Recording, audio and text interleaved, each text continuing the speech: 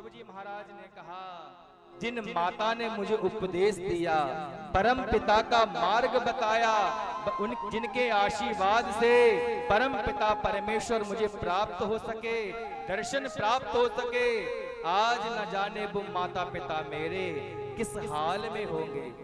जिन्होंने मुझे चलना सिखाया, बोलना सिखाया, उंगली पकड़कर मुझे पूरे संसार दिखाया, और आज अंतिम समय जब है मेरा, जब भगवान मुझे बुला रहे हैं, तो न जाने किस लोक में होंगे मेरे माता पिता, जिन्होंने मेरे लिए मेरे जीवन को संवार दिया। जब मैंने अपनी आंखों को खोला था, मैं किसी को नहीं जानता था, और मेरी माँ ने मुझे देखा, मुझे संवारा, सुधारा, संस्कारित किया, परमात्मा की योग्य बनाया। वो मेरे माता पिता न जाने किस हाल में होंगे। वास्तव में बंधुओं, कोई कितना भी योग्य हो जाए, लेकिन गुरु के बिना, माता पिता के बिना कोई उस परम तत्व को प्राप्त नहीं कर सकता। संसार में कोई भगवान है आपके करीब, तो वो कौन है? जिन्होंने आपको जन्म दिया, आंखें जिनके गोद में आपकी आंखें खुली है, उन्होंने ही बताया कि ये परमात्मा है, इनकी करुणा ये है। प्रथम गुरु कोई और नहीं, माता ही होती है। मात पिता से बढ़कर जग में है दूजा भगवान नहीं।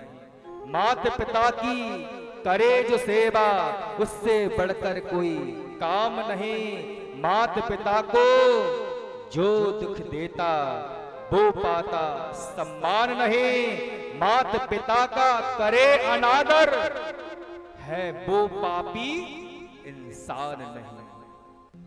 इतना जब सुना, ध्रुव जी की ने से कहा दूतों ने, आप उदास ना होइए, जरा नजरों को ऊपर उठाकर देखिए। आपके माता पिता आपसे पहले भगवान के लोक में जा रहे हैं। जब नीचे से विमान से देखा आकाश मंडल की तरफ, तो माता पिता जो है वह भी स्वर्ग की तरफ, परमात्मा के धाम की तरफ जा रहे हैं। ध्रुव जी की जो नजरें हैं माता पिता से मिली, तो माता पिता ने ऊपर विमान में बैठे बैठे ही दोनों हाथों से आशीर्वाद दे दिया ध्रुव के लिए। बेटा ध्रुव, संतान हो तो ध्रुव के समान हो संतान, जो कि अपने माता पिता का भी कल्याण कर देती है और स्वयं का भी कल्याण कर देती है। जिस परिवार में कोई भक्त जन्म ले लेता है, उसकी 21 पीढ़ियां तर जाती हैं। ध्रुव, तू धन्य है, तू संतान के रूप में हमें प्राप्त हो सका। माता पिता का आशीर्वाद मिला।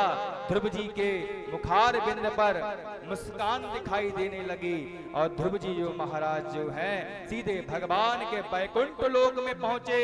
5 वर्ष के थे जब